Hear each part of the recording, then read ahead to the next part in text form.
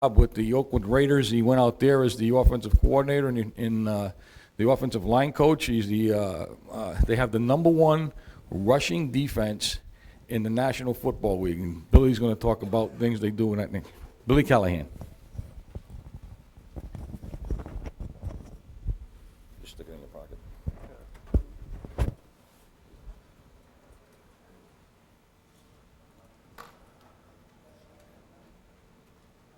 Thank you, Bob. Good morning, man. It's a real pleasure and honor to be here this morning. You know, as I was flying cross country, I happened to start thinking about the speakers at this clinic. And it's really amazing to me that this is really a vintage clinic. If you look at Howard Mudd, Bob Wiley, Bill Muir, Hudson Houck, you know, we're talking about 76 years of NFL experience. Now, that really impacted me. It really impacted me. And I've only been in the league now going on my 7th year. But these men here are like the masters of the game. So I'm real humble being up here speaking today. I feel like, and I've felt like in the past when Bob has asked me to speak at this clinic, that I really haven't earned my spurs, sort of say, in this league. But with these men here today, it's just an honor for me to be a part of this clinic.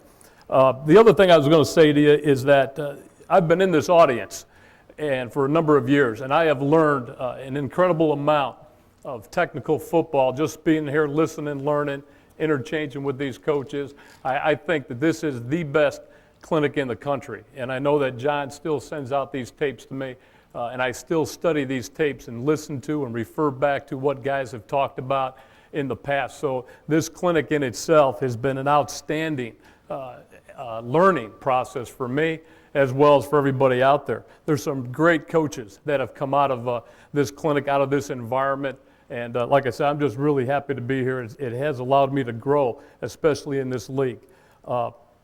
Just a couple things that I want to say today in terms of what I'm going to speak about. I'm going to present a series of run drills, pass protection drills, and then if time allows, I'm going to try to get into some of our core runs in terms of our lead draw and our weak side isolation off the tight zone.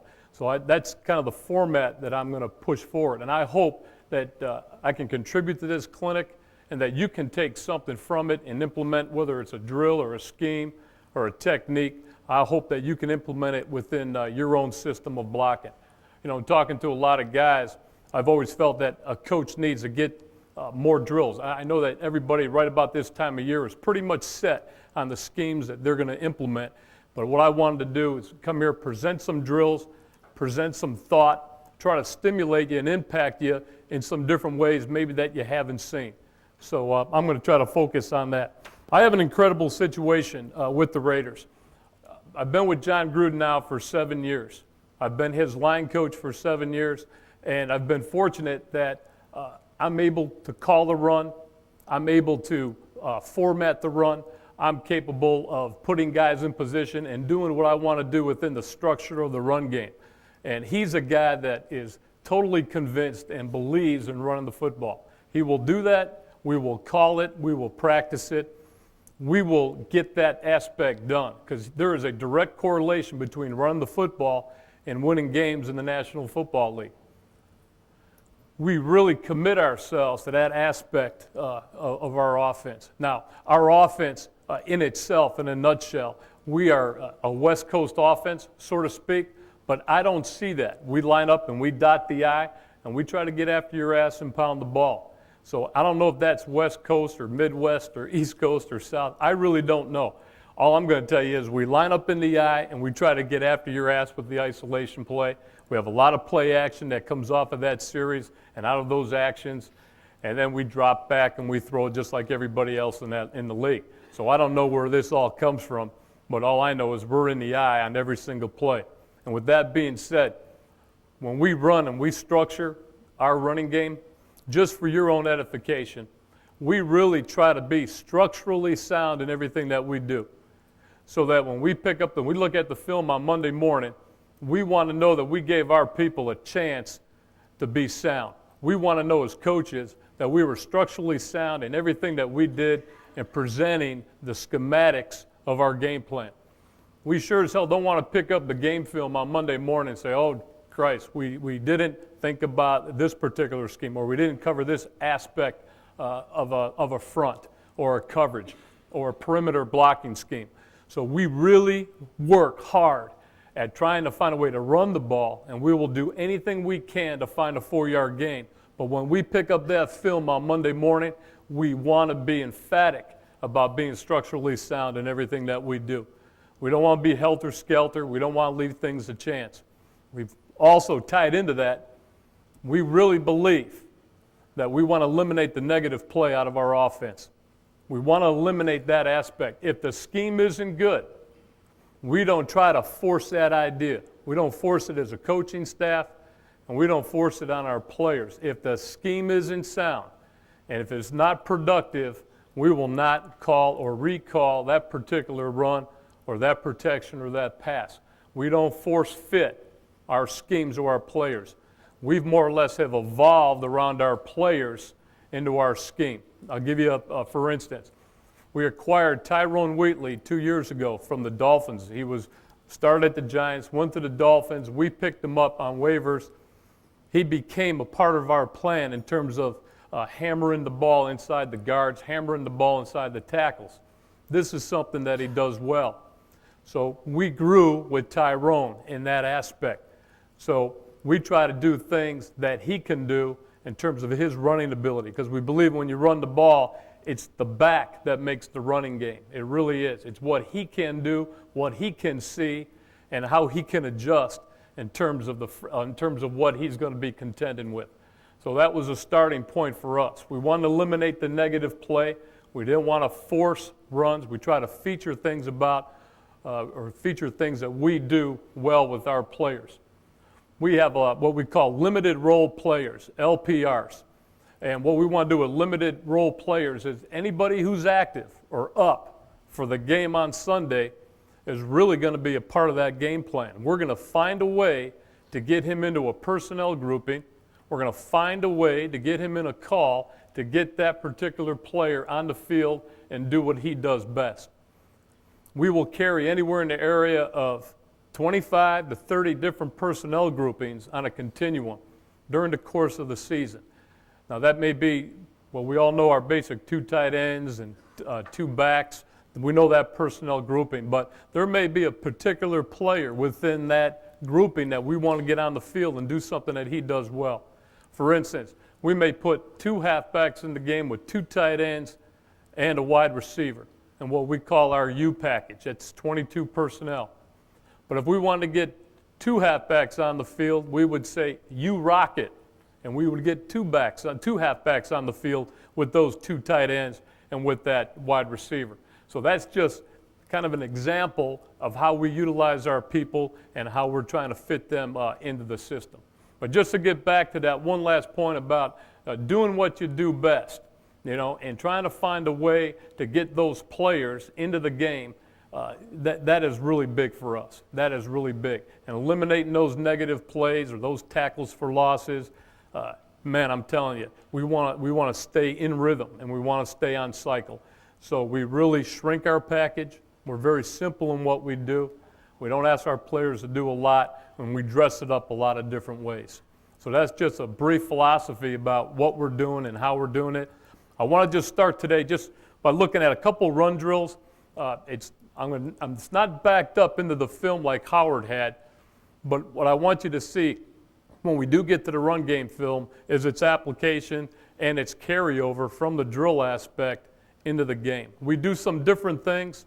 I don't have every drill on here. There are things that we do well that we really practice hard at. I think you'll enjoy this clip. Let's take a look at it.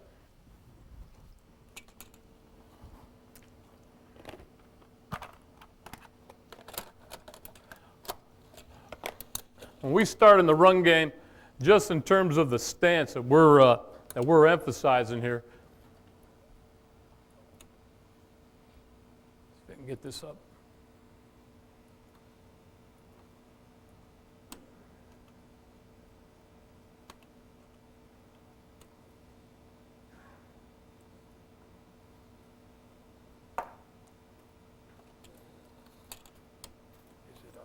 It's not rolling. The numbers aren't rolling yet. Is it at the end? It's right in the middle here. It's at about 45. Look at it. It was queued up, so we should have it. Got it. I got it right here.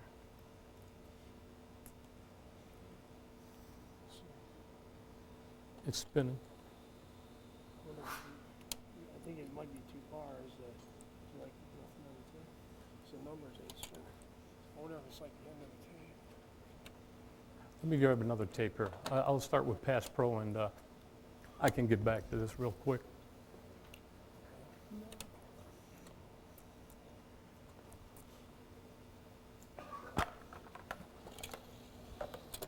We don't have another cue up, do we?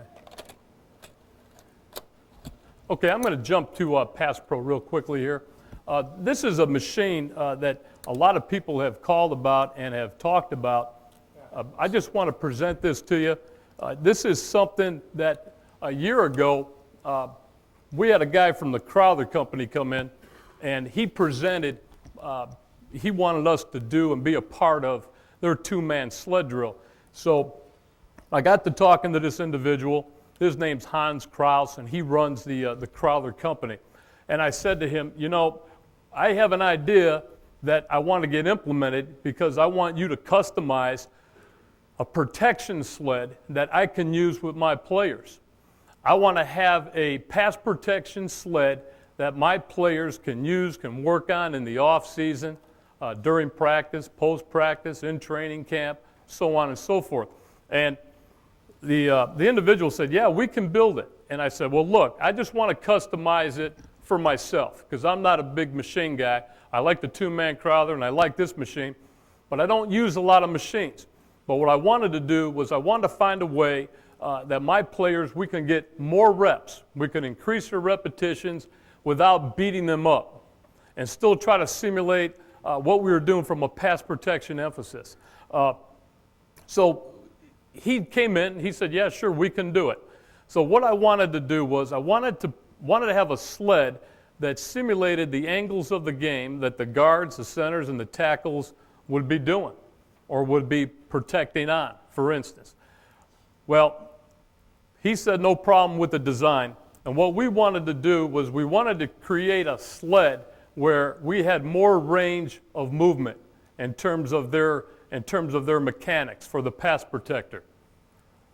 The other facet of the sled that we wanted to get presented was we wanted to have these 5 padded stations that uncoiled, that released, that unlocked, so that when the pass protector moved to utilize his punch, he could punch and lock out these particular pads.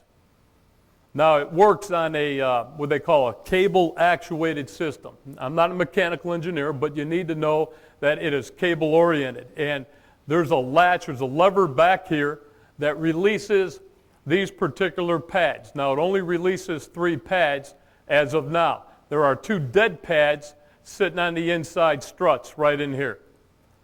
We also wanted to be able to control that. So the pass blocker, when he made contact with his punch and with his hands, wouldn't be shocked, or we wouldn't put him in a position where he could get injured. So we wanted these pads uncoiled so that when the protector moved and he punched, he would lock these pads out. I was tired of getting into those pass sets where you've got 4 or 5 guys and they give you a bad look. Like Howard was talking about, you have to coach the defender harder and more than you coach your own guy on offense. And I was tired of it.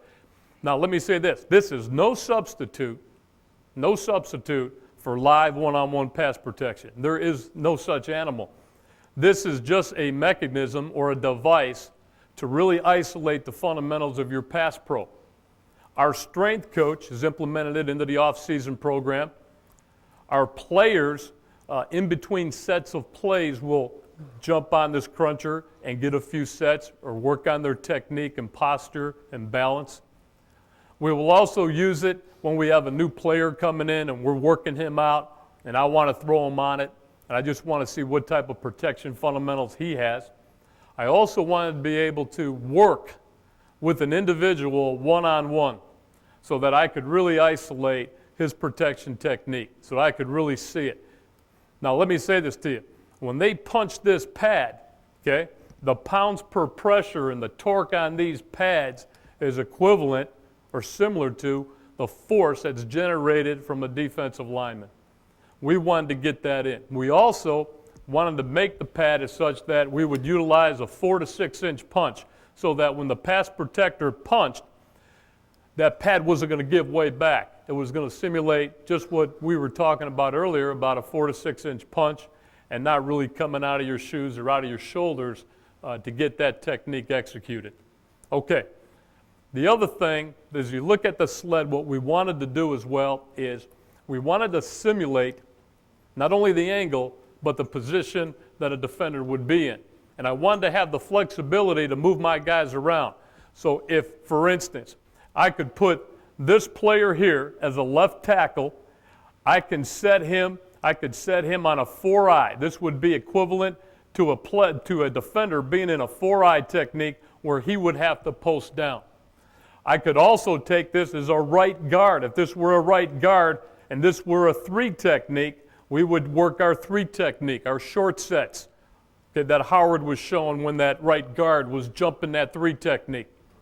I could also take this left tackle or this left guard and I can work him on the inside pad at the angle that a 3 technique lines up on in this league. They get tilted and they will get cocked and they are trying to run through the V of your neck with some type of move. So we simulated that angle for a left guard and for a left tackle.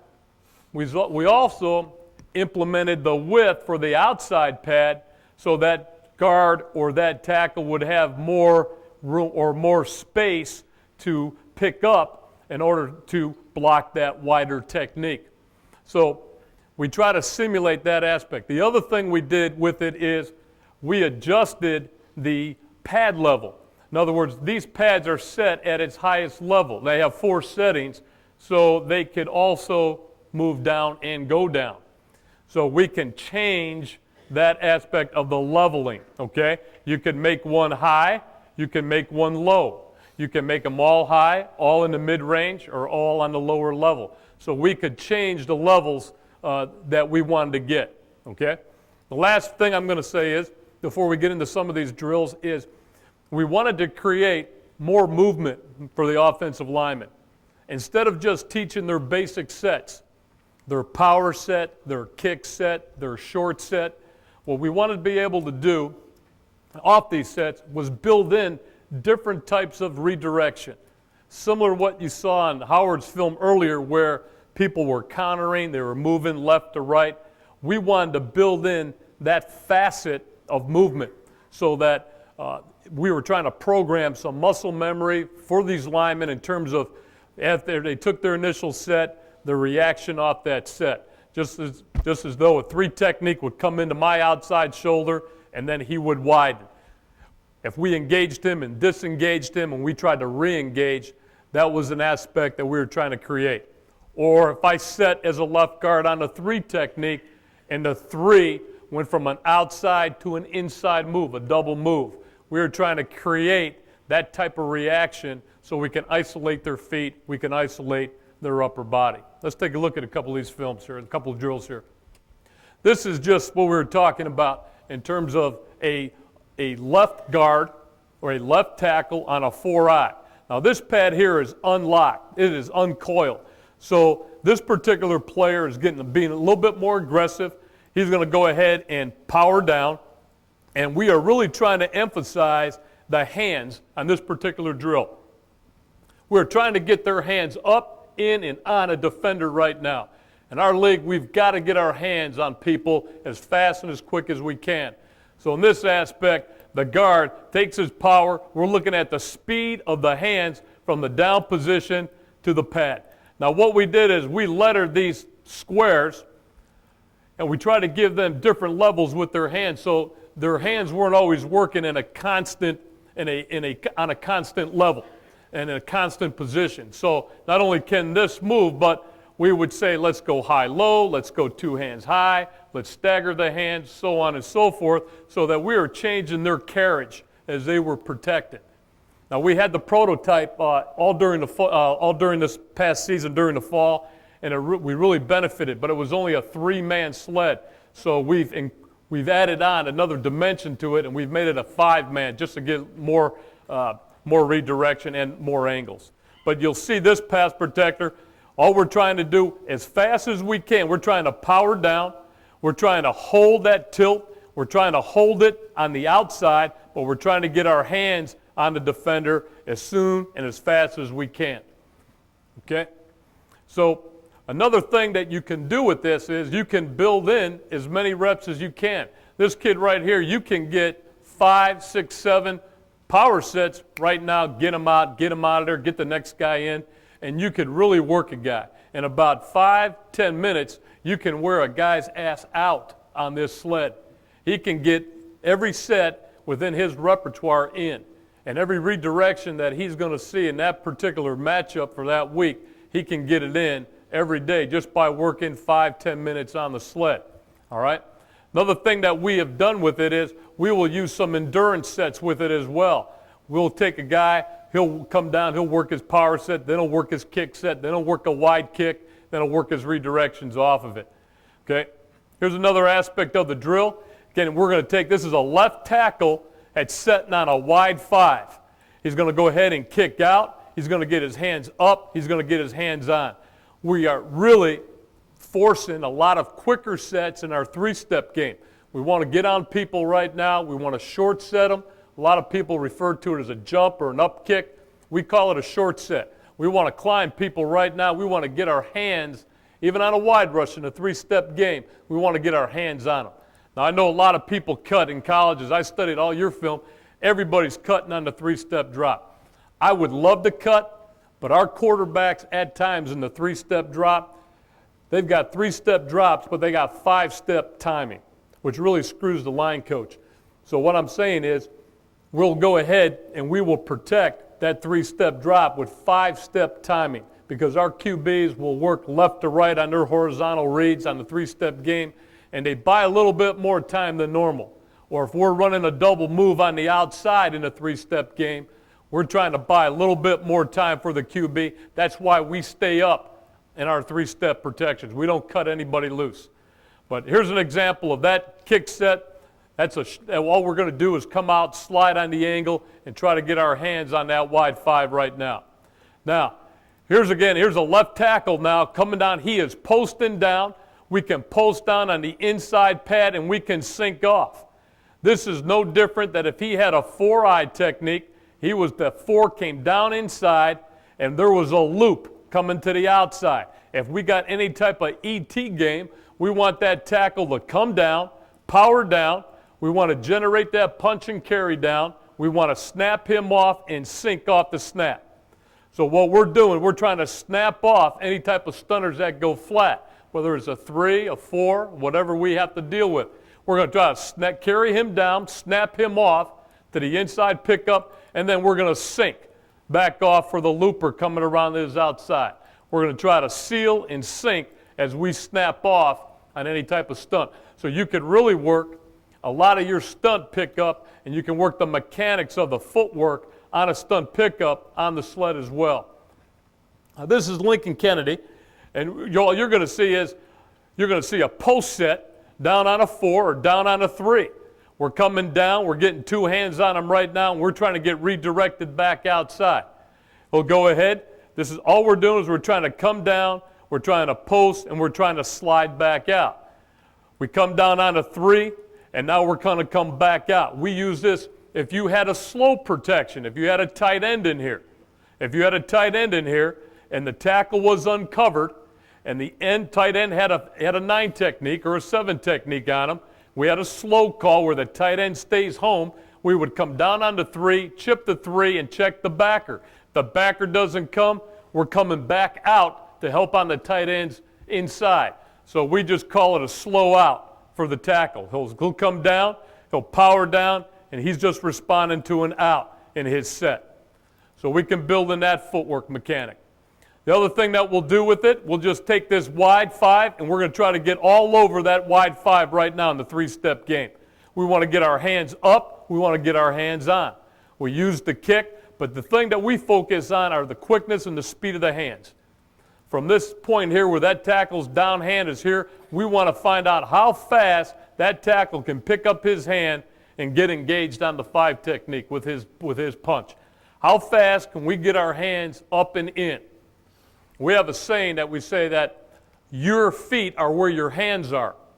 In other words, your hands will be, okay, we want them inside. That will stop your feet. If your feet are still moving and your hands are not in, you'll have a tendency to overset with your tackles or your guards for that matter. So we put the emphasis and the premium on getting your hands up and getting them on the defender right now. And that has really paid dividends for us in terms of our technique. But the slide of the tackle, the engagement, how fast you can get your hands on that 5 technique is important to us. Okay, let's take a look at this. Now we just switched them up. Now all we've done is we've taken the right tackle, okay? Now he's on a 5 technique. He's closed. He's got a tight end right here. So I say, Lincoln, this is a close side 5. Let's go ahead and up kick it. Let's short set it. In other words, we want to use an aggressive technique in a controlled manner on an outside shaded defender in our play action game, which many of you do. So if we had on a 5-step play action pass and we had a tight end here on this closed side to this tackle, we would go ahead and we will jump that tackle. We will jump all over that 5 and be as aggressive as we could in nature. So the tackle would take just a short jab and we would get all over that 5 technique. But the emphasis, again, is coming to balance off the 2nd step, getting it down, and getting the hands in. And this sled creates this type of action. It helps me go from set to set where I don't have to change people or change a guy. I can take the tackle, put him down, give him the 5. Let's work the jump set. Let's get all over the 5. Let's get our hands. Let's redirect. And we can do 2 or 3 in a row so that he can feel comfortable with it. Here's the right guard. The right guard now has a nose tackle that he's got to come down on. Whether you're sliding your guard or you're coming down and reading the inside backer with your guard, this is just another drill to get your guard up and on that nose right now. This is Frank Middleton. This is a guy we've just acquired. We want to go ahead and power and post down, up and in, just like Howard was talking about. Those uncovered guards are more aggressive in nature as they come down inside. So we want to get the guard all over that nose. All over him. Now, his hands are split. We use a little bit wider hand. We use a little bit wider hand when people are square to us. If this defender were going to give us a shoulder turn, we would bring those hands together. We will always focus on the near point of a defender, and that near point will always be the inside number as far as we're concerned. So the focus on the near point and how we work off of that, whether the shoulder turns or stays square, that's really key for us. Okay, this is the left tackle or the left guard, and he's just setting on a little bit wider, looser 3. And all we're doing now, we're coming out and we're getting more aggressive. This is a lateral. This is more of a lateral set now when the defender's off our body. And again, we're going to build into redirection off of it. So you'll see the lateral set, you'll see the engagement on the punch, and now we're going to get back on a redirection. Now, we can incorporate a slide that takes us from this pad to that pad, and we can get a little bit more movement and range on the set. Take a look at it. So when we're sliding laterally, this is something that we will focus on. Now, you'll notice he's a little bit outside. He's a little bit outside his cylinder with his hand. So what we're going to say to him are 2 things. One, we want you to close that area now with your feet. Bring your feet over 1 more step. Close down and square off the edge as best you can. We still want to be inside out, but we want to go ahead and we want to be able to lag or close with this backside foot. So if you watch this tackle's backside foot, we're trying to close with that foot. We're not allowing that inside foot to come forward or to turn up. The other thing that we're trying to build into this drill is the level of the hands. We always want the hands up. So if he works from outside in, that transition, we don't want the hands to drop. We want the hands to stay up so he's ready and he won't get surprised or shocked on any type of inside or internal move, okay? But again, just to focus on squaring off and not getting this inside foot turned up, we want to close the backside foot. Let's take a look at the next rep. We see it, we correct it. We want to go ahead, set, carry them more with your feet, get your hands up, get them on, get the redirect. And I tell you, the thing about the sled is that they can really isolate your balance, can isolate your posture, so that we can really correct some things on the move. The backside close foot, we want that foot to close. We want it to close and stay squared off. As we redirect back outside, carry the hands high. We want them high, from level to level. As we come back out, we're working a different angle now. This foot's got to close. That means it's got to stay just slightly back or lagging in front of that kick. We want it to lag just slightly behind the kick foot. We don't want to turn it. We don't want to turn that right toe on the inside foot. We just want to close with the backside foot. We want to cover it and square off that defender as best we can. And as we redirect now, we want the hands to stay high and the backside foot to close. We don't want to turn as drastic. We want to close and not reach, okay?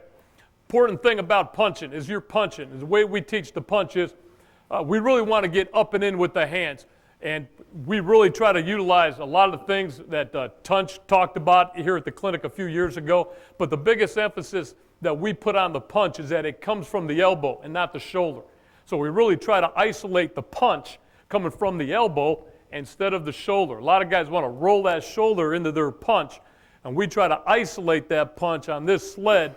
Just as you punch, we just try to focus and refocus on that punch, releasing from the elbow as opposed from the shoulder. We don't want the shoulder to roll. We don't want to incorporate that into the movement.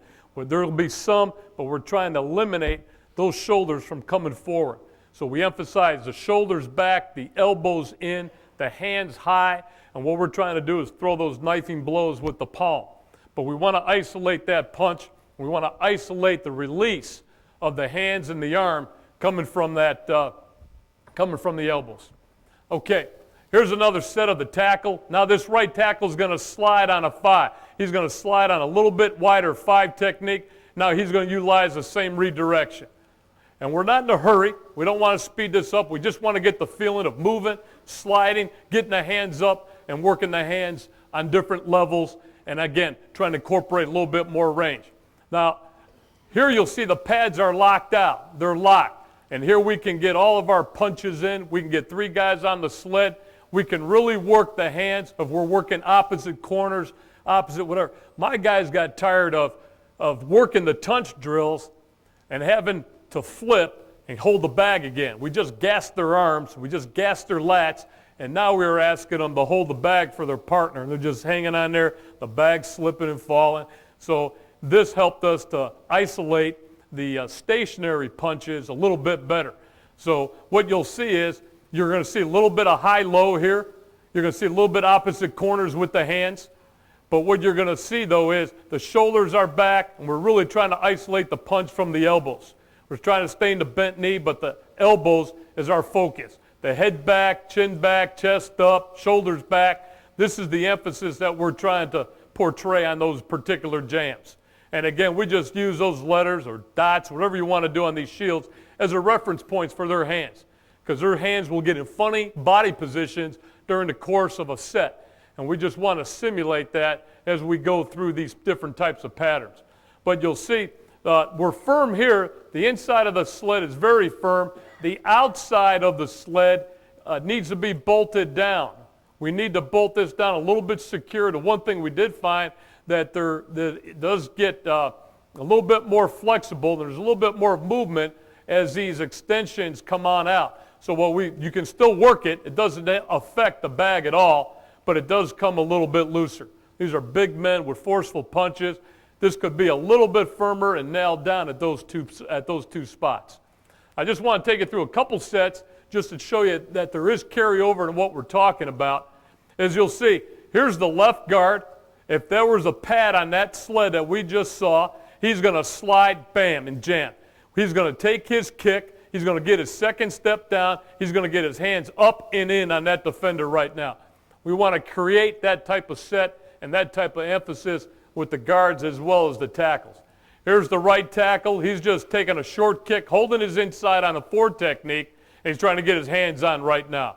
Here's the right guard. He's got to come down into that slide. He's got to come down into the nose that's playing a 0 technique. He can really come up and in more so. But I think you get the point that we're trying to get our hands up. We're trying to get our hands on people right now. It's all hands. And it's done right in your shoes, and it's done right on the line of scrimmage. So our emphasis in terms of pass protection is how fast can you get your hands on them right now. Take a look here at the right guard. We want to take that kick. We want to get the right hand up and on him right now. Right now. Here's the left tackle. Take a look at the left tackle off the drill that we just emphasized. The slide and the hands right now. The slide on the 45, the hands up and in them right now. And we really feel this, that when the hands get in, the feet kind of stop. Your hands control your feet. So if those hands get in, we really know that what? That the feet are down. And we want to emphasize the feet being down all the time as we set and as we settle. Howard referred to that 3-prong or that 3-area emphasis, setting up quick, getting settled, and getting ready for contact. We just refer that. We just say, look, we want to set, we want to settle, we want to snap. We want to snap off.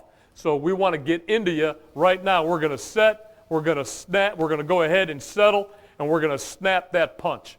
We're going to get our hands in you as soon and as fast as we can. But it's a hands game. It's all hands. And that's the entire emphasis is trying to get your hands up, get them in, so your players can get better in that regard, because it's all hands in this league, especially in the 3-step game. Here's another example of a 3-step drop. I want to show you the right tackle. If that were the angle of that sled, this is, again, tackle just setting on his kick, kicking, sliding, and getting his hands up and on. We want to get our hands on you as soon as we can. We want to shock you. We want to jolt you. We want to get our hands on you. On the redirect, same thing we saw on the sled. You start in, the nose goes out, or a 3 technique goes out, get your hands on them. Get your hands on them on the redirection. Here's a down set, power set by the guard. He's taking an inside set on a tight 3. Hands. Get your hands on them right now. Again, all we try to emphasize, just like Howard talked about, this footwork isn't pretty. He's a little bit laid off, doesn't get the right kick angle, but we get extension right here. And we feel if we can get extension with your arms, that you can recover in any pass protection. And again, the tackle just hits that shoulder, hits the near point, and we're in business. But that's just an emphasis in terms of pass pro that we're trying to sell to our people, and it's a technique that we're going to use quite a bit in the 3-step game. Here's another shot against the Chargers. We see a lot of 2-gap stuff from the Chargers. We want to use some. Here's that short set again. Okay, where we're going to be more aggressive. The guard's going to get up and in now on that 2 technique. He's going to get up and in. He's going to get his hands on him right now. Here's the other set by the tackle. Here's an up kick. Off that kick step, we go ahead and we kick it, and then we want to climb. We want to mount right now. We're kicking. We're trying to get those hands on the jump right now. We're trying to give this tackle a change-up in terms of his pass pro. We don't always want to slide on the 45. We don't always want to take the vertical set. We want to give him a curveball, so to speak, in terms of his protection technique, so that that defender doesn't get a rhythm on how he's setting. So we want to keep this end off balance. We want to change up the sets. We want to change up the technique. And again, all we're saying is, let's go ahead, slide, jump. That's all we're doing. We're taking a 1-2-step kick, and we are jumping right now, but we're leading with the hands. The hands, again, the emphasis, I can't be emphatic enough about it, the hands are really the key. How fast you get those hands in there. And let me say this. When you pass protect, we really put an emphasis on the set with the hands. Also, we tie in the eyes. So we really try to play fast. We try to play quick with our eyes. We try to get a focal point as to where those hands are going to go. Now, a lot of times when I see a lot of guys that come to me out of college, for instance, a guard or a tackle, they'll come up to the line of scrimmage and they'll be down in their stance and their eyes will be straight forward. I mean, they are forward. In our league, we can't afford to do that. We got to get our eyes on that particular defender right now. I don't care if they know it's a pass. I could care less. I'm going to work my eyes as a blocker, and I'm going to get my eyes locked on to who I got to block in pass pro as well as run. I want those eyes to be focused in on the points that I want to hit with my hands. What I see a lot of is I see a blocker in his stance. He takes his set, and then he moves his head. He loses the focal point as to where he's going to bring and put his hands. So again, I'm going to teach, and we emphasize getting your hands up, but those eyes are pretty much locked on into where we're going to bring those hands. I don't know if you can see it here or not, but we're going to really try to focus in. Even if this tackle, we are peaking right where we want to put those hands right now. We do not want to lose perspective on the landmark, on the target, on the focal point of where we're trying to bring the hands, or we will miss. We will flat-ass miss. So it's really key that as you're teaching this short set and as you're teaching some aggressive sets in nature, that they really look to where they're going to put those hands. It's key. Here's another 3-step drop. We're just trying to get off the set now. We're going to go ahead, and this tackle feels that he can jump and climb all over this 5 technique that's a little bit loose. Bam, he's going to get on him right now. A little bit quicker, faster with the hands. Here's the guard coming down. Get your hands on him right now. We'll take that power. We'll step down. Get your hands on him. Get your hands. Get your hands up. Get them in. Get them up. Get them in. We really tell the tackles and the guards that if you can stop this defender from coming up the field off his first step, you've done a hell of a job. If you can shock him before he gets his first step down on the ground, you've done a great job. If you can disrupt his rhythm, or if you can disrupt his course, you've done a great job. The other thing about the short set and the aggressive sets that we're talking about here is we're trying to also shut down a lot of the power moves that we see in our league. So if this 3 technique was going to run through the outside V of the neck or through the outside shoulder of this guard, we want to be able to stop the power move right now. We want to climb all over that power move that somebody's given us. We want to get our hands on them. We want to be able to settle. We want to be ready to anchor down. We want to get the hands on this 3 technique or that 5 technique right now so we can shut the power down. If we can raise him up, if we can take his edge off of that straight line power, man, we really benefit from it. Okay. Here's just another set. Now this is a left tackle in a closed side 5, okay? And he's taking a little bit of a post here for the inside move, but he comes right back off it. He's taking the post, bam, he's going to come right back off it and jump that 5 technique on a closed side.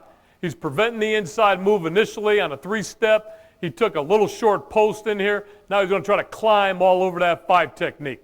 He's trying to hold his weight inside. Now he's coming right back outside. We want to get our hands on him. Now if we're sliding, this is a little bit too much here by the right guard.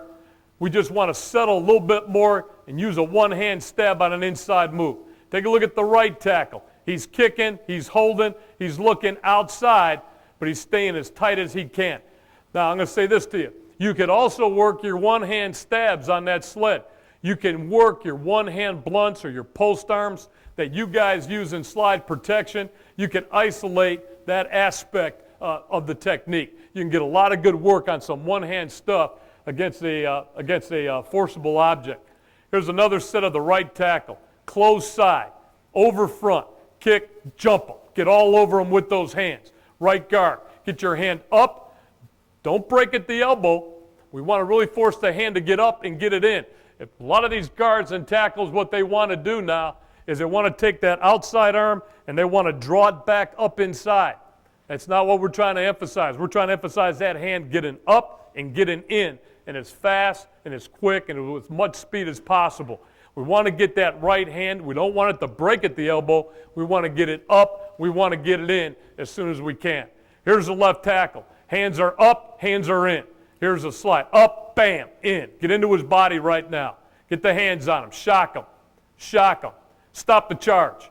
That's a pretty good job. That's a pretty good job. This is a pretty good job by the right tackle. A little bit too much hat, but you're getting the idea that these sets are a little bit more aggressive than what I've seen a lot of from the film that I see in college. Here's a left tackle. He's a little bit laid off. Get your hands up, get him in, get him in, get him in. This is a pretty good job of separation. Now follow it up.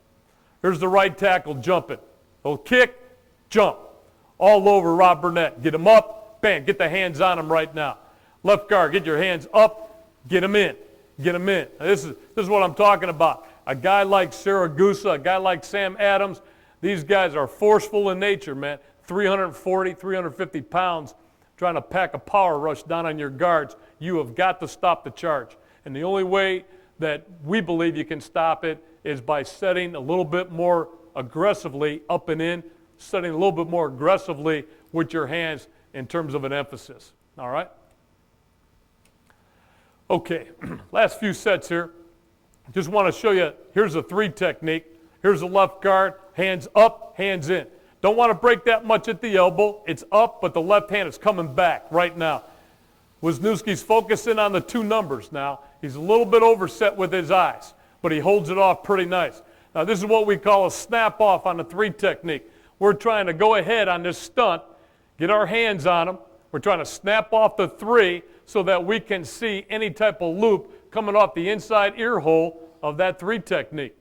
So any 3 technique that we encounter that's loose, we're going to set him, and we're going to get our hands all over him. We want to flatten his ass out to take the burden and take the pressure off that tackle. The other thing that it does as you're working these various stunt pickups is the guard, as he sets and snaps the 3 off, he can see, the thing that I learned from Guy McIntyre about 6 years ago is that he can see off the inside ear hole of that 3 technique, he can see the loop coming at him. So again, the flattening out and the snapping off of the 3 is pivotal in terms of the switch for the guard. Now, we switch our TEs just a little bit different on our level. We tell the guards that if you're going to switch off the TE, be a little bit quicker, faster. In other words, you don't have to wait for your tackle as long as you've snapped the 3 off. As long as you have flattened him out and you have stopped the upfield charge, you don't have to wait for your tackle, because our tackles will set a little bit differently at times. They'll get a little bit more vertical at times, or they'll get some separation away from the guard at times. So we tell the guard that the onus is on you to switch off the TE stunt, not the tackle. The tackle does not have to come down and say switch. The guard does not have to wait. The guard's not waiting for that 3 to be engaged by the tackle. He's setting the 3, and as soon as he sees that loop, man, he is snapping his ass off, and he's getting back inside. We want to force the switch with the guard, not the tackle. And on the TE stunt in particular, the loop happens so fast and so quick that the guard, if he waits on the tackle, he'll never get recovered inside. It'll never happen. He'll be late. He'll be chasing it from behind. So in order to shut it down, we want to snap it off. We want to get redirected back inside. So what I'm trying to tell you is, with that sled that we do, it's not the answer. I'm not saying it's the answer. But all I can do is I can work those particular sets. I can work those drills. I can put the emphasis and I can build in those patterns with my people so that they know, hey, we're going to work on TEs today. Let's just isolate the footwork, the punch, the redirection. Let's get that down. Let's speed it up. Let's do it faster. Then we can carry it over into the next phase, whatever drill we want to have in terms of TE. Then we can progress into one-on-one. So that's how we're trying to build. That's our mindset, and that's our theory anyhow, on how to pick up these different stunts and how to work these different sets. Okay? Is everybody with me on that? Are there any questions so far? Go ahead. Go. Okay. We tell the tackle, if it's a 3-step drop, we are hindered with the tackle.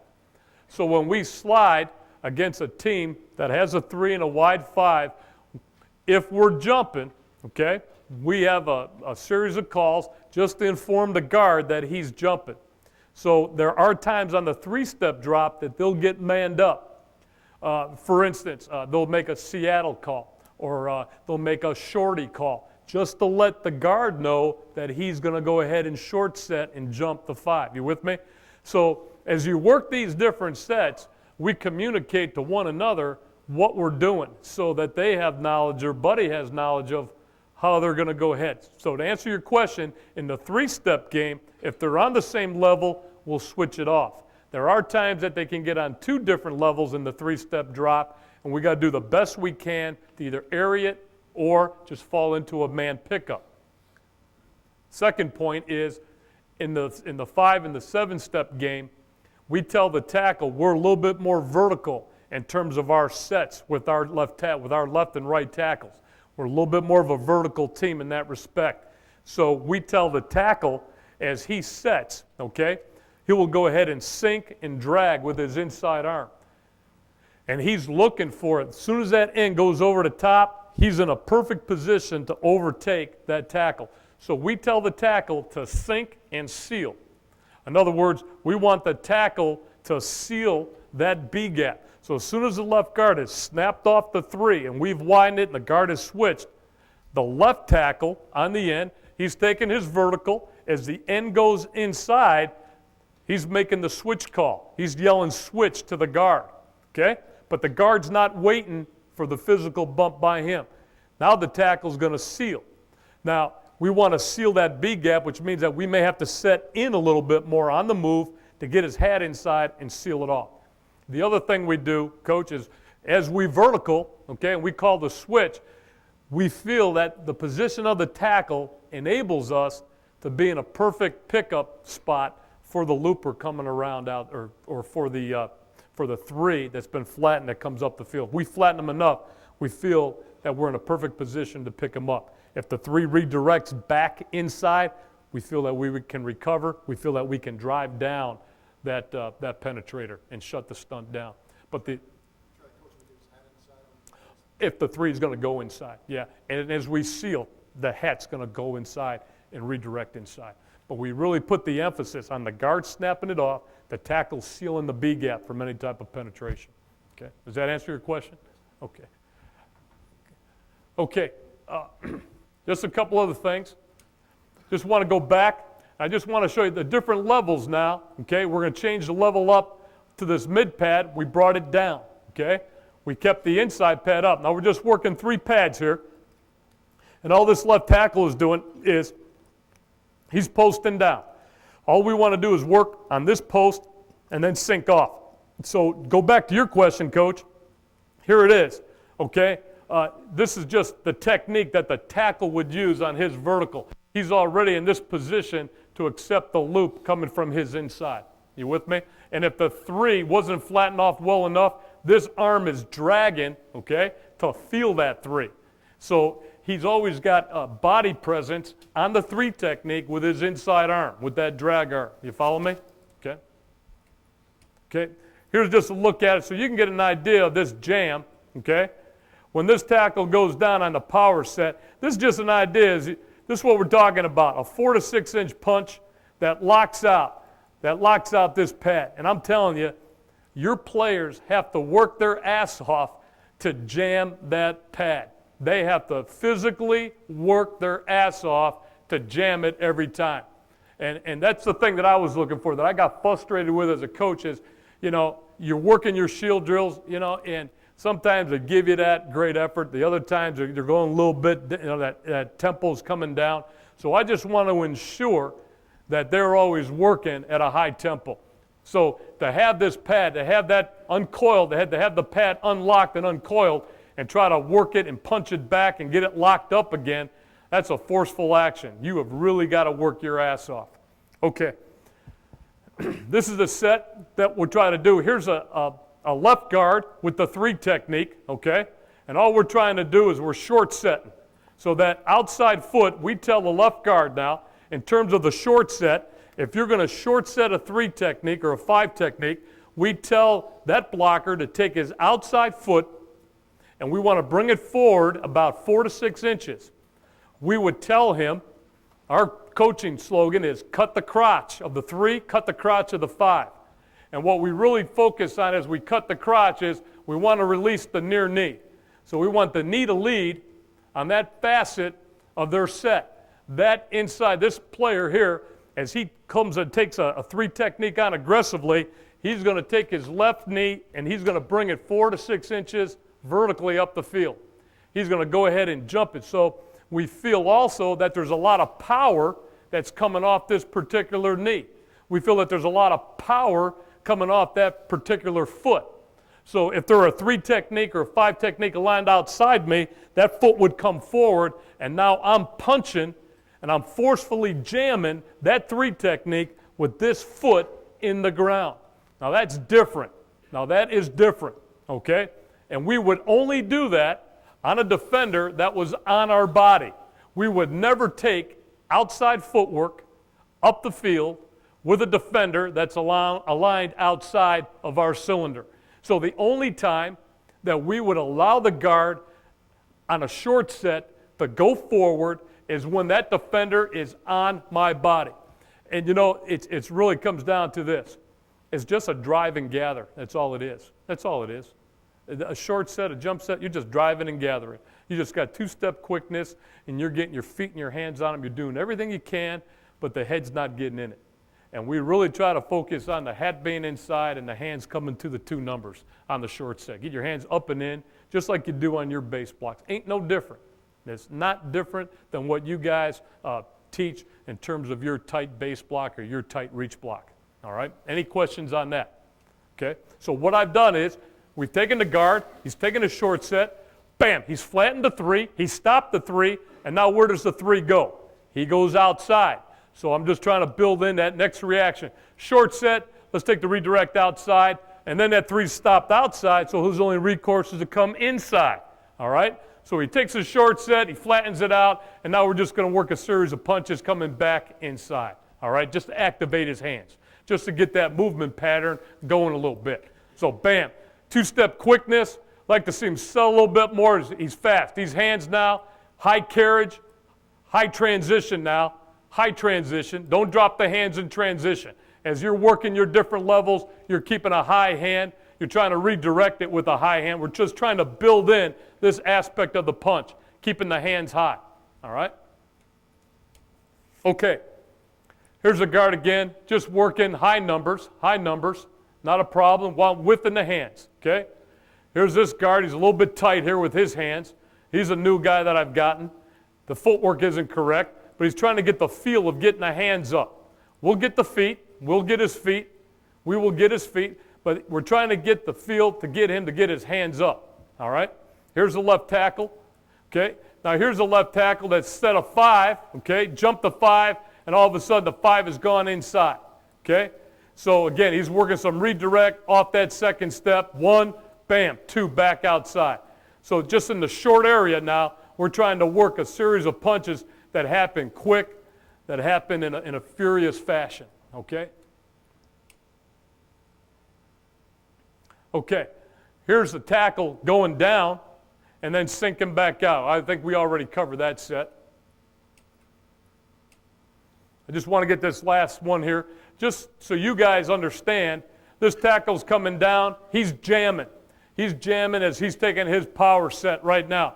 Now, the only thing that we do is we release, we uncoil, and we let the sled, we let the coach or the other player release the pad back out so we get another punch. So we can come down, go 2 hands high, and when we come on the uncoil, we may work a high-low, okay? But we can bring the pad back out, but there's a safety factor that you don't want the hands and you don't want that sled or that pad to come out as your hands are coming in. So we wait a little bit, we pause, let that thing get locked out back out. We let it get locked back out before we re-jam it, before we refit the hands, all right? Any questions on that? I think that's pivotal, okay? Here's another guard, tackle coming down, working his short set, working a power set. Hands are up and in, and now he's just working high opposite corners now on the recovery, on that fit. Okay. Okay. And this just, now this is a bitch because now we're just doing some stationary punches, and all this pass blocker's doing now is he's just waiting for that pad to get uncoiled. Now the lever's getting released by the coach, and then he's re-engaging on his jam. It'll wear their asses out, I'm telling you. and it's a great conditioner, a great conditioner. If you're a team that emphasizes a lot of upper body punch and are real aggressive with your hands, okay?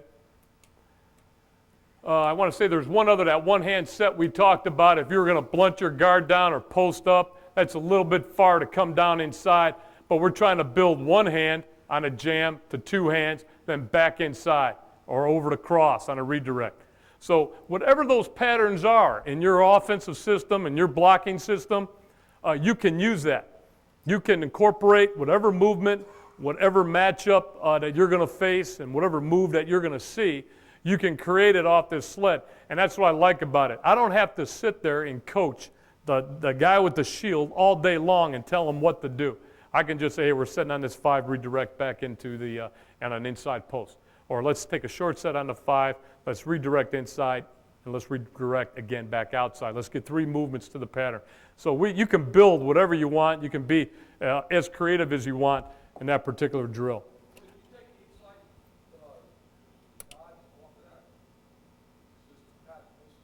Yeah, let me say this, Bob. Let me say this. That's a good question, Bob.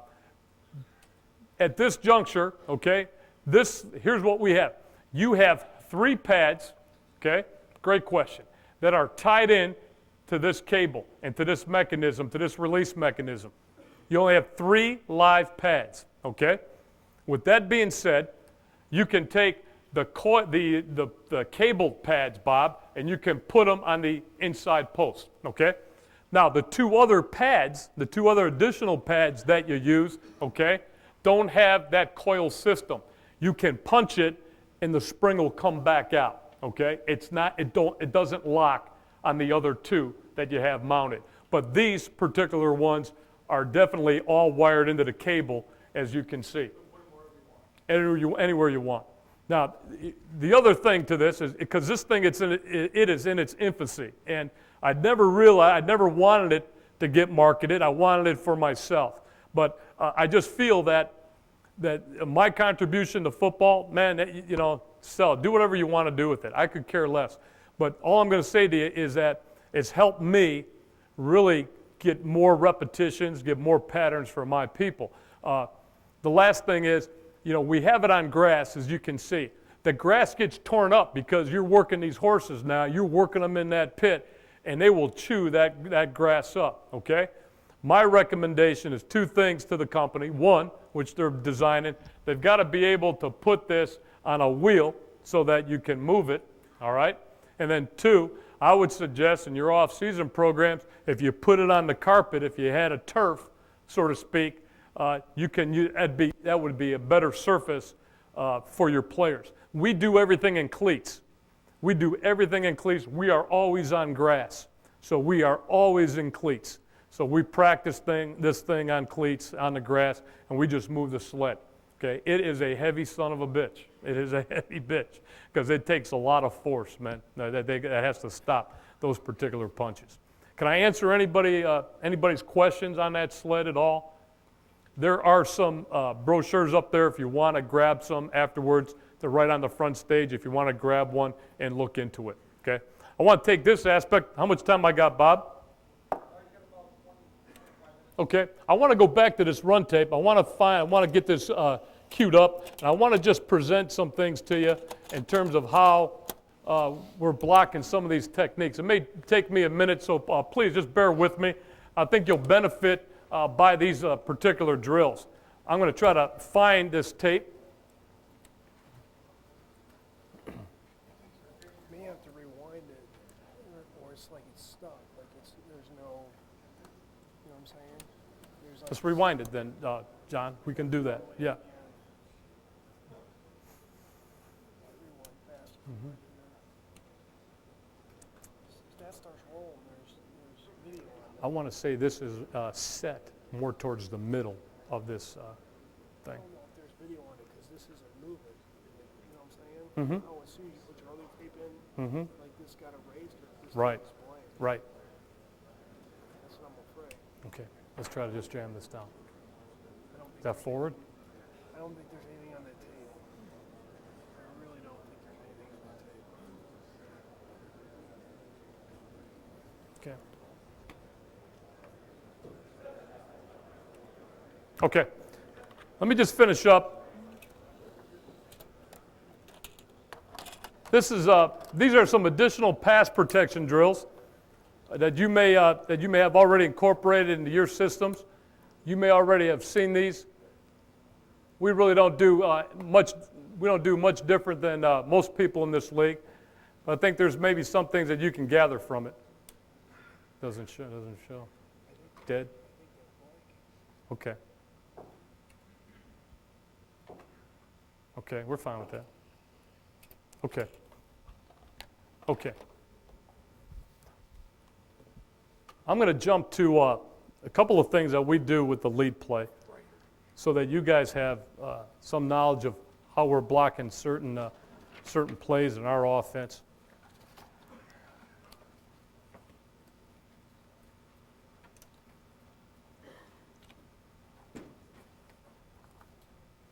Okay.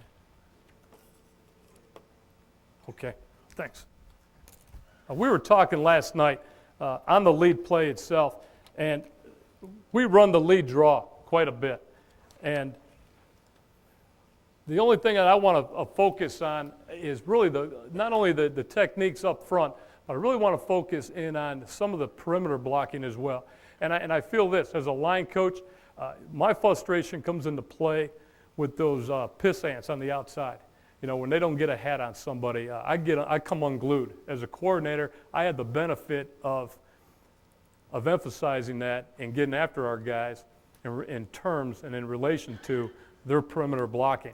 But as I watched a lot of college film as I was doing guys in the draft, the one thing that came up, everybody runs the lead draw play strong, but how you handle the eighth man in the box in our league, and now you're seeing it more on your level, I think it's really critical. On the lead play itself, we're basically going to go ahead and we're going to double off on the nose, and when we do that, we take the center and we take an offside jab. He'll always offside jab on a nose.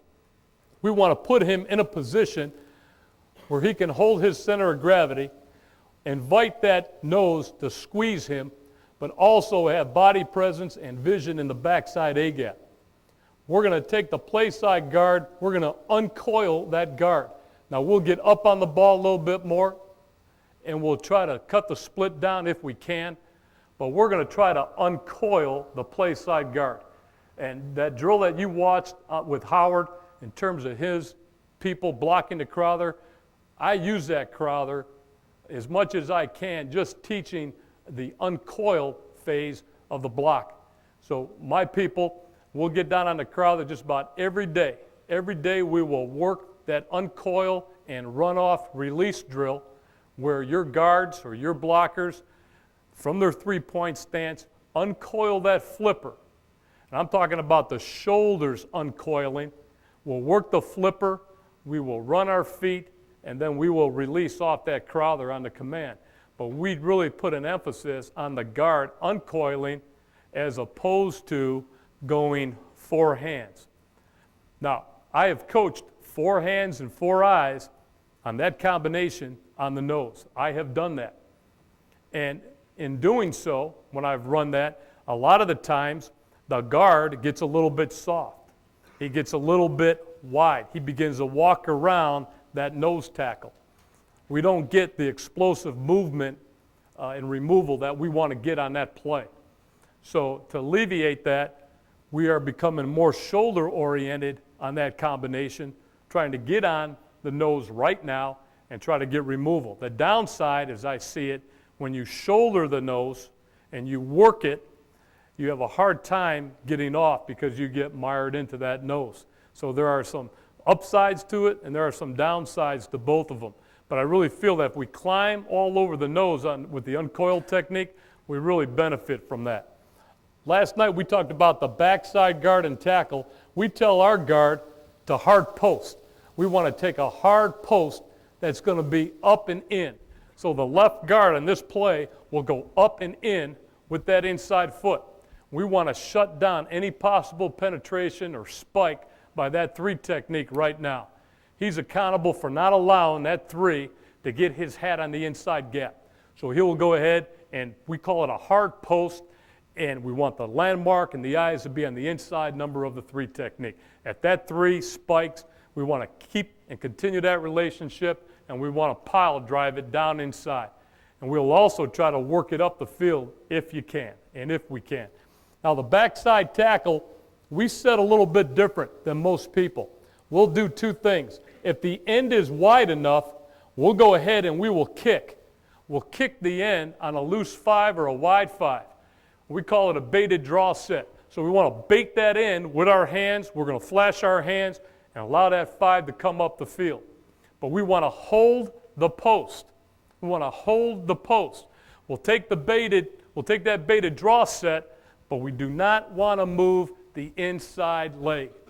We tell our people, never move your inside foot as a tackle. If that 5 technique is a little bit tighter, we get concerned. We feel that there's a potential for a game to happen. We feel that there's a TE that could occur on the backside. Or we feel that there's a spike or a slant that could occur with that end if they happen to be rotating the safety down.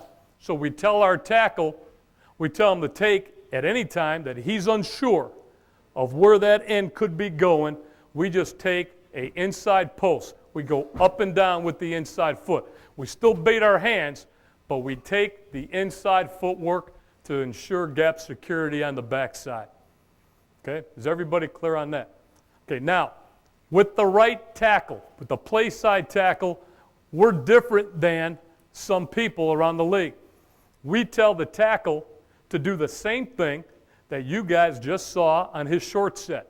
So what he will do is he will take a short set on the 5 technique, and he will flash with low hands. So the 5 technique is being set, we call it a quick set. In terms of the technique, the right tackle will go ahead and he'll take that short set with his outside foot, he'll flash those hands. The next thing we talk about is transition. We say flash and drive. So we're going to try to widen that 5 out to open up the A and the B gap. So with that being said, we flash the 5, and if the 5 leverages the C gap, we want to widen it. We want width right now. Now, other things that we've done, we've got a pretty good right tackle. He's a massive son of a gun. We tell him, we say, Link, on the 5, you can go ahead, jump him and torque him or twist him out. So our right tackle will take a drop and flash, and then he'll take his inside arm and he'll club that 5 outside. He'll allow him to get up, he'll allow him to come across, and then he'll utilize that club with momentum. He is excellent at it. He has excellent strength and power that enables him to do that. We do that. Now, with that being said, if we set the tackle with outside footwork and we get a spike in here by the 5 technique, we tell the tackle it's okay if you got some leakage, if you got leaked on the play side. Go ahead and set the 5, and if he spikes, block the back of his pad. Use his momentum to take him down inside. But it can't be great. You're allowing just slight penetration.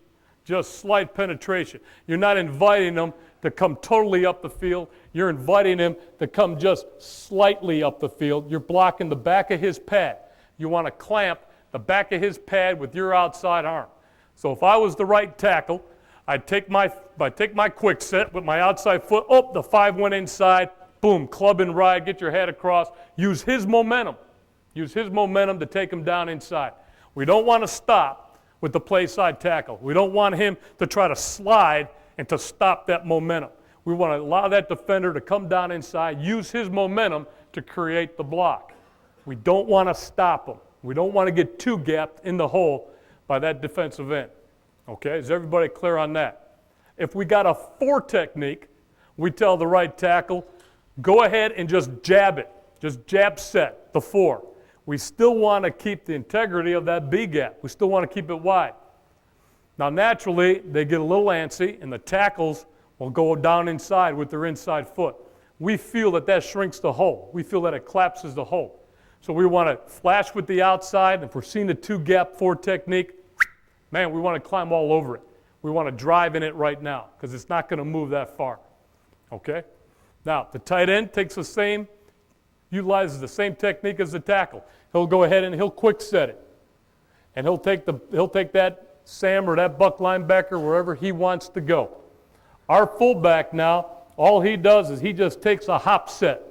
He takes a hop set, and he's going to mount the inside number of the Mike backer. Our tailback is at about 7.5. He takes his slide hop set, and he is going to go ahead and try to hug up the A-gap as tight as he can. We want to stay tight in the A-gap. We feel that it's an A-gap to A-gap play on the lead draw. Okay? Nothing that you guys haven't done, nothing revolutionary. But let me just discuss just a couple things here.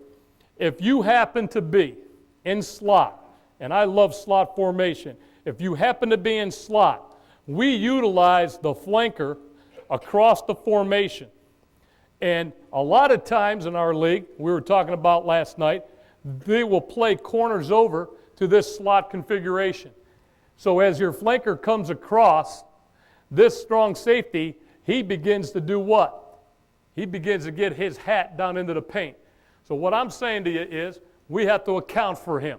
There is no way that the flanker can take an outside release on a backer playing backer force and make this block in our league. It doesn't happen. This guy, they fire this guy if that happens. What this guy does is our flanker, he reads whether or not there's a backer on the line of scrimmage as he comes across in his motion. If it's a backer force alignment by the defense, as a flanker comes across in motion and he recognizes backer force, he has an insert rule. That means that he will insert into that C gap or B gap predicated on where the end goes. So we will snap him off around the inside leg of the play side tackle, and with that being said, he will choke his motor, and he is alert. He is alert to take himself up inside for that strong safety. That way, if the corner travels with him, we let the corner go. Hell with him. Even if the corner lags and he is in the pile, we don't care.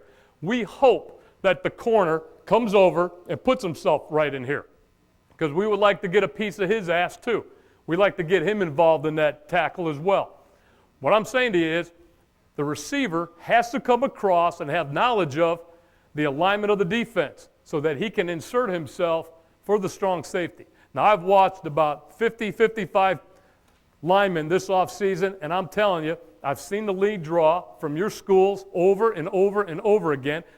The line coaches do an unbelievable job of blocking the play. It is beautiful. It's magnificent. Then they drop the safety down in your leagues now, and they are making hits on your running back at about a 3 to 2 yard level. They're making big blow-up shots on your guys. So my recommendation is to handle that force pattern to get your receivers involved. And we'll do a drill, pre-practice, post-practice. I will take that receiver. I'll take Tim Brown, bring him over. Tim, this is backer force. We got to have you insert right here now. No problem. No problem. Or if you don't want to ruin your flanker, we switch up the formation. We'll take the split end. We'll bring him across. Whoever your best blocker or whoever your role player would be that could make that happen for you. Now, with that being said, okay, this flanker has to have knowledge of where that end is going to go.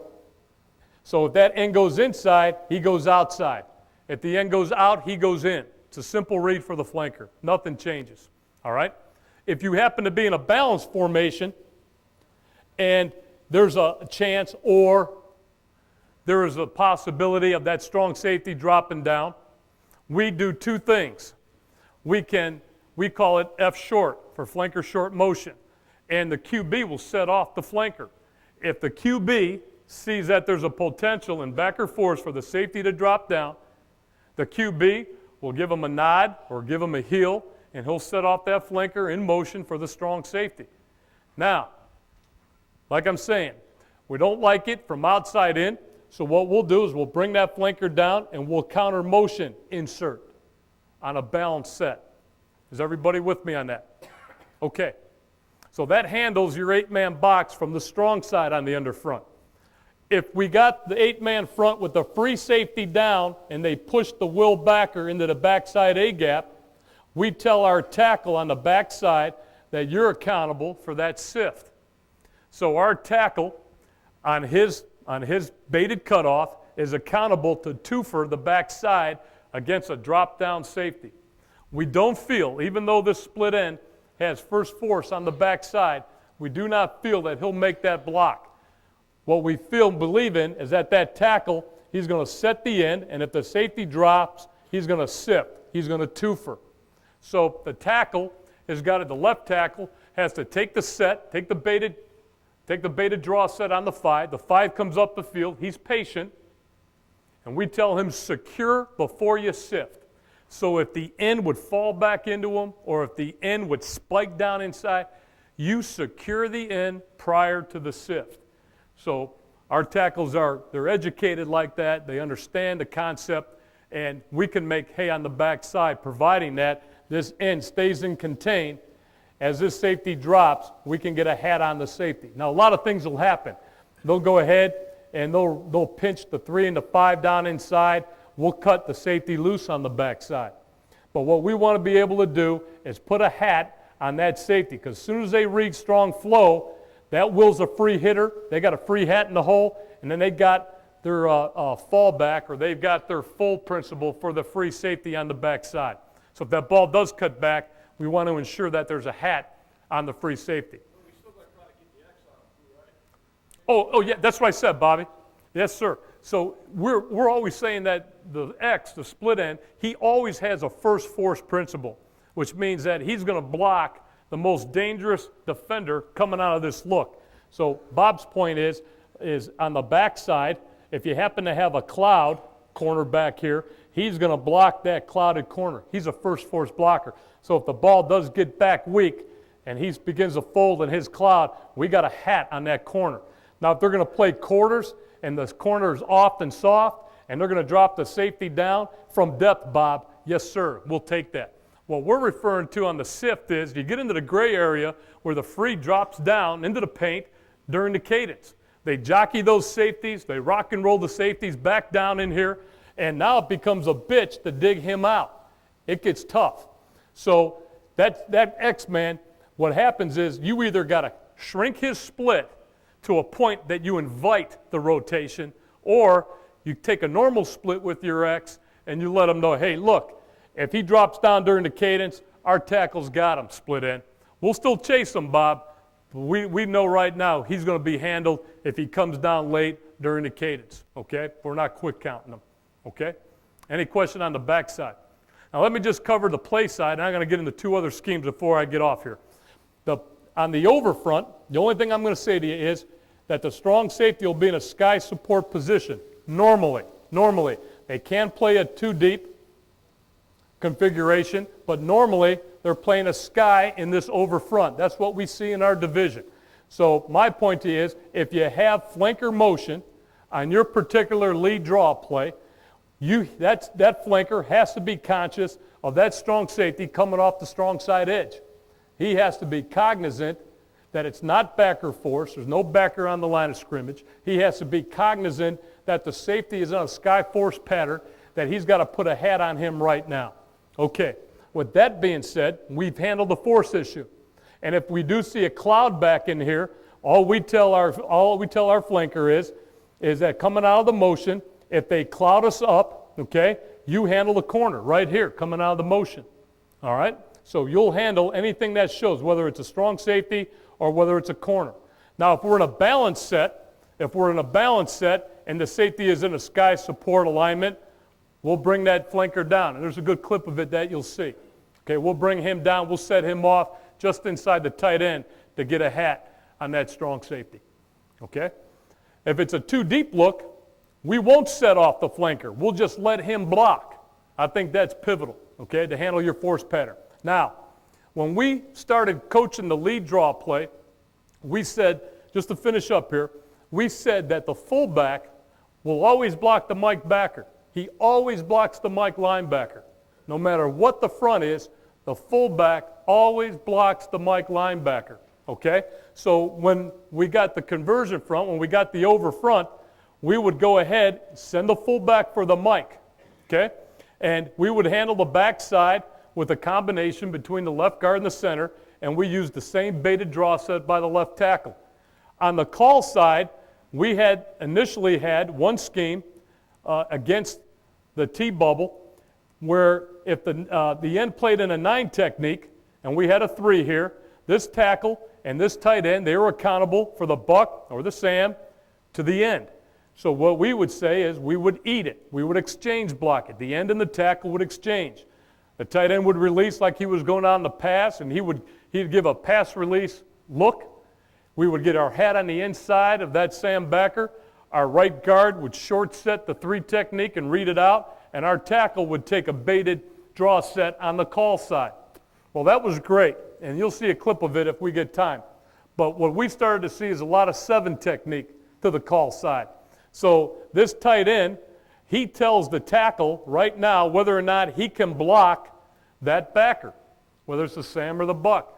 He tells the tackle if he can, he'll say eat, and our tackle would set out on the end, and our tight end would go up for the buck. If the tight end feels that he can't get inside, and because of the nature of sky force and all of that, if he says man, now we know that we're going to man the buck to the 7 technique. And the tackle would just, all we do on a man call is the tackle would step out, and we would double the 7 to the buck backer. Now, with that being said, if the tight end makes a man call, the tackle can respond, because we know with strong flow plays like this that we're going to go ahead and double it up. So we want to be able to get into what we'd call plug, and we would take our guard and we would take our tackle and we would plug that Sam backer against the over front versus the 7 technique with a tight end not capable of getting to that Sam. All right? Have I lost anybody? Okay. Last point I want to make to you is we've handled this force pattern a little bit differently, and what we have done, as I referred to last night, is with the corners being over, the strong safety being down into the paint, whether they're playing man-free or whether they're playing whatever they want to play, quarters or halves, whatever, if this strong safety is down into the paint, we have the opportunity to MDM the call. That means we don't need this flanker to come across in motion to block him. If we tag the lead draw and we said MDM, we would tell the tight end that he's going to take 1 to block 2. In other words, he sets the buck backer on the line of scrimmage, and now he releases and sifts for that strong safety. Nothing changes inside. Everything gets doubled off and leaded out, but the tight end has the onus of blocking 2 on that particular play, and we cut off the backside with first force in nature. Now, we also feel that this play is not particularly good against the over front. When you try to cram in that last drawing against the over front that I showed you, it's really hard to get him to get good creases on that particular play. So what we've done to open it up is we would tag on what we call a redirect or an alert call that redeclares the blocking. If we redeclared the blocking, and let's just say in slot the will walked out, the corner's out, they're giving you a 2-deep configuration, and the mic slid a little weak here to the slot, we would say lead draw, MDM, and all we would do, the quarterback would come up to the line of scrimmage, and he would give us a redirect call, or he'd redeclare it. So the quarterback would make a call that redeclares the blocking. So instead of the fullback now, what we would do is instead of blocking the mic, like we always told them, the fullback now blocks the buck. The tight end will now release the corner to the safety. He now has MDM rules. And this is all built into this MDM call. And now the guard would quick set the 3, the tackle would quick set the 7. We would go ahead and now work the combination between the center and guard to the mic. We would take a baited set off here on the end, and now we told our flanker, you had the insert for the backside. And I think, Paul, you guys did it great against Denver when you brought him across for the inside guy. But we tell them on the redeclaration that now the flanker now has the will backer who can cut him off from his stationary split, or we could bring him down. He could set himself off because he was off the ball. He could set himself off if this will started to quiver or slide or screw back in, and he could release through the backside B gap for the will. We don't like it as much. It's not a great matchup for our flanker on a will backer. We don't like that. We didn't like it as much, but it is a way and it is a mechanism to handle this over front with the corner on the line of scrimmage. Because I believe this, it's not a particularly good play against the over front, referring to the lead draw. Not a great play against the over front. If the will was in the box, and obviously the corners would now be over, we would go ahead and either stay with the play and run the motion across, or we would elect to get out of the play and come back to the weak side and run our weak side isolation, okay, off the zone play. But we wanted a way to attack out of slot with our MDM principle against backer force, and we wanted a way to redeclare it off our MDM principle versus the will walk. And obviously, if the will stayed in here on the over front, we could send the motion and let the flanker handle the edge. That was all built into the play. But it's just another way, it's another mechanism of handling the 8-man fronts that you guys are seeing more and more and more of. Any questions on that? Okay. Bob, how am I? Good? 5 minutes. Good? Yeah. Let me just show you a couple clips of the lead play. I think you'll get a pretty good indication of what we're talking about in terms of some of the techniques. Oh, this is H2 run. I hope this runs.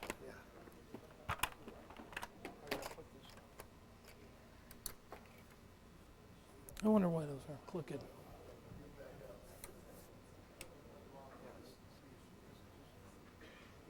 Okay. Thanks, John.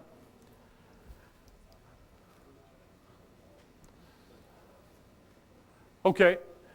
This is just our lead play, and we check it just like everybody else does in this league to the nose. We'll go ahead and run a check with me, coming out of the motion to the nose, and we're going to go ahead and send it to the bubble. But the thing about it is we just want to be in a position for our tight end as he comes out. Okay, let me run it back one. As our tight end comes out of the motion, we want to set him off on the outside leg of our tackle. So what we've learned is we want the motion to set off outside the tackle just to force that Sam backer to come down on the line of scrimmage. If you set off the receiver or the tight end inside, then you're really inviting yourself for an inside or an insert release by your tight end. So we set him off here. We let him read the tackle. He may have to come back underneath if this backer were to play off, and obviously if this end would play out. So that is something that we've kind of worked through, and all we're saying is that we're just trying to force him to be in a position to be inside out on the buck on that set. Talking about the right guard, uncoil. We really try to uncoil. We hard post the backside guard, and like we were talking about on film, we talked about that tackle. We may want to just take that short baited set with a little inside post. Here's a hard post, though, by the guard, but a play side guard, he really wants to uncoil and release that near pad and work it and run it, all right? Here the nose plays out. We're going to take an offside jab. The nose plays out. The center goes up. A lot of people in this league against the loose nose will make a now call and release the center right now into the B gap, shut the spike, and move up into the will. Here's the right tackle. He takes a baited cutoff, and that's that torque. And there's that twist that we talk about in trying to keep the integrity of that B gap. We try to keep the 5 as wide as we can, all right? And it's an up and down play for us in the B gap, okay? I'm going to spin this a little bit, man, so you can. Here's an MDM principle. This is what we're talking about. We're in slot. We're on the 6-yard line. Okay, we've got backer force. We don't want to bring the slot motion across. So we want to give the tight end a two-for technique against his strong safety. Now, Will is down. We've got to handle that with the front. The tackle's got to play out, obviously, and the tight end now has the burden of blocking 2 on the play. We get blitzed. We want to just bump the blitz and go. That's all we want to do on that particular play and get a hat on that strong safety. So what I'm saying to you is, we'll quick set the 3. Here's the outside set that we just got talking about. Let the 3 go inside, block the back of his pad. Here's the right tackle. Set, torque, twist, hold it at the point. Here's the tight end. Bump it and go. Put some body presence on it and get your head. He felt that he probably had to get inside right now. He elected to go right now. But we feel, for the tightness of the course, that we can beat something off the edge right now. But we still want to take the edge off him as we MDM against the blitz. But that's something that we like in slot, where we're trying to run back to the tight end side of slot. Now, we went to 22 personnel in here. Okay, we shifted the tight end over. We want to run the same thing. This is another lead play. We've got a twofer here, but he doesn't have to go as quick as fast. So we're going to lock it up and carry it. We'll secure before we sift, and the tight end's going to lock it and run it and let him make the play on it. Okay? But again, we'll double it up inside like everybody. Want to be a little bit quicker, faster on the 2-gapper. Here's a hard post by the guard. Here's that backside baited set. We release the Y out. But you can see how we're handling the backside. You can see that all we're doing is taking that tight drop with that torque on the 5 technique, all right? And we're trying to ice this up. So again, that's just another way of handling it out of 22. And the other thing is, we'll go ahead and we'll check with me with 2 tight ends, and we'll take it to the bubble, and we'll run our MDM scheme to the bubble and put it on the tight end. So if we had the G bubble here on the left side, we can feature the same scheme. If we had an MDM principle tied on here with the tight end against the outside Sam to the strong safety, MDM would tell our flanker to always block the corner. So we could do that in 22 personnel just to help ourselves out. Say again, please. We like to keep it tight. Because the fullback's working inside out, his landmark is on the inside number of that Mike linebacker. So we're working for removal on the nose. We got an inside-out lead by the fullback. So we feel that the tightness and the split in the A-gap is where the primary read is at. The second cut decision could be off the spill, if the backer would spill the fullback, or the second cut read could be on the back door as well. Okay. No. We really don't, Bob. We, on this play, don't encourage the fullback to cut in the hole. We feel that if you cut in the hole, that you create a pile. So if you create piles in the hole, the back he doesn't have anywhere to go. Let me just show this last scheme. I've got to get off here. This is green right slot, and what we want to do is run our MDM scheme. We wanted to bring the flanker across in the motion. You with me? The quarterback just redeclared the front. He redeclared the blocking. Now this flanker has the will. Now he's out. He's going to split the distance between the tackle and the slot receiver. We feel that we could get up and down in this gap, especially if they're playing a lot of movement on this side, whether the 3 is spiking or the 7 spiking. All we've done is we MDM the tight end on the redirect, or the redeclaration. We've got this working from the corner to the strong. The tackle's working out. The center and backside guard are working back to the Mike backer. The left tackle's got the end, okay? So we feel that we can get some big plays off of that. Let's take a look at it from behind. Okay, we'll quick set the 3. He played the inside move on Chester. We really want to eat it up, transition and drive. The left tackle is going to take that baited. He's going to take that baited set. He's going to drop and torque, okay, to try to widen that play side 7. Tight ends release an MDM, corner to the safety. We got a backside combination between the left guard and the center. We tell the center it's a one-step technique when you work a backside combination. No more, no further. You one-step it. You let your guard come down and close the A-gap, and now you're working in combination. It's a ooze to the backside Mike backer on this redeclaration. Our tackle's taking his baited draw set on the backside. The flanker has a will for the down. Not advantageous, but it just gives us a way of blocking the play to the strong side against the overfront, where we don't force the tackle down into the combination of the 3 technique and the SAM, okay? Any questions there, man? Okay, it's been a real pleasure. Thanks for having me, and good luck to everyone there. Thank you.